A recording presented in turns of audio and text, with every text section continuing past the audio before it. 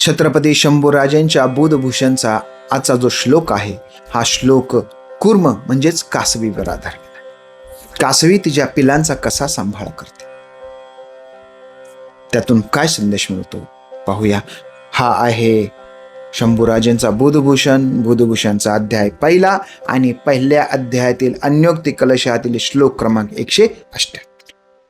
No चुंबनम न चटु यद्यपि भाषितं वा नांखे स्थितीर्ण परिरंभनमेव दृष्टेव कुर्म रमणी रमणीय भावात स्तन्यम विनैव परिपोषयति स्म बालान. आपल्या बाळाला कसं सांभाळते. नो चुंबन न चटू यद्यपि भाषितं वा. ती बाळाचं फारसं चुंबन घेते का? नाही, तिला घेता येत नाही किंवा ती घेतच नाही. सर्व प्राणी, गाय तिच्या वासराला चाटते, पक्षी त्यांच्या पिल्लांना जवळ घेतात, पंखाखाली घेतात, त्यांना माया करतात. मनुष्य बाळाच्या डोक्यावर हात फिरवतात, त्याचे चुंबन घेतात. चटू यद्यपि भाषितं वा. ती कासवी गोड बोलत पण नाही तिच्या पिलाला, फक्त बघत राहते. मनुष्य पहा, ती स्त्री तिच्या बाळांना किती गोड बोलते, माझं बाळ, माझं छकुलं, माझा असा, माझा तसा. पण कासवी असलं काही करत नाही. नाके स्थितीत परिरंभनमेव. आपल्या बाळाला आपण मांडीवर घेऊन बसावं, त्याला आलिंगन द्यावं. दृष्टैव कुर्म रमणीय रमणीय भावात. आणि तिच्या रमणीय भावात, तिच्या विश्वामध्ये ती गुंग असते.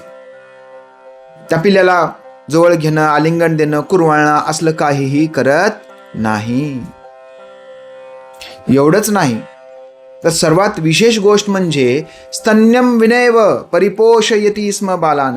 ती बाळाला आपलं स्तन पण देत नाही, तरी पण ती काय करते, बाळाचं पोषण करते. तेही जेवढ्या आत्मीयतेनं, जेवढ्या प्रेमानं इतर सर्व पशु पक्षी प्राणी करतात, तेवढ्याच आत्मीयतेनं आणि तेवढ्याच प्रेमानं ती तिच्या बाळाचं सुद्धा काय करते, पोषण करते.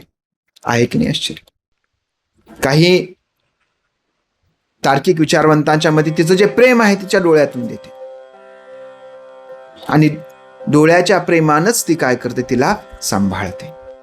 तिची नजर, तिचं पाहणं, हेच ती काय आहे, तिच्यावर तिनं दाखवलेलं प्रेम आहे. म्हणूनच महाभारतामध्ये सुद्धा गांधारीनं जे कायम बांधलेली पट्टी होती, ती पट्टी काढून संपूर्ण शरीर त्याचं वज्राचं करायचं. कुणाचं? दुर्योधनाचं. हा वर तिला मिळालेला होता आणि तो तिनं देण्याचा प्रयत्न करून आपल्या दुर्योधनाला वाचवण्याचा तिने प्रयत्न केला होता. मग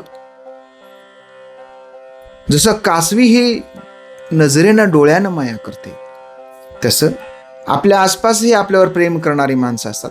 ती माणसं आपल्याला फार गोड बोलत असतील नसतील, आपल्या जवळ घेत असतील नसतील, कदाचित या कासवीप्रमाणे ते आपल्याला नजरेनं प्रेम करत असतात. विशेषतः जुन्या काळातील जी वडील मंडळी होती, ते मुलांसोबत मोकळेपणाने बोलायचे नाही.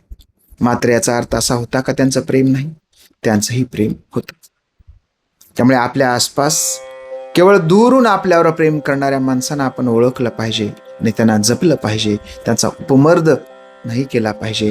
कारण बोललं नाही किंवा त्याचं कुठलंही प्रदर्शन केलं नाही याचा अर्थ असा नाही की त्याला प्रेम नाही. थांबूया, भेटूया पुढच्या श्लोकामध्ये. तोपर्यंत जय शहाजी, जय जिजाऊ, जय शिवराय, जय शंभूराजे.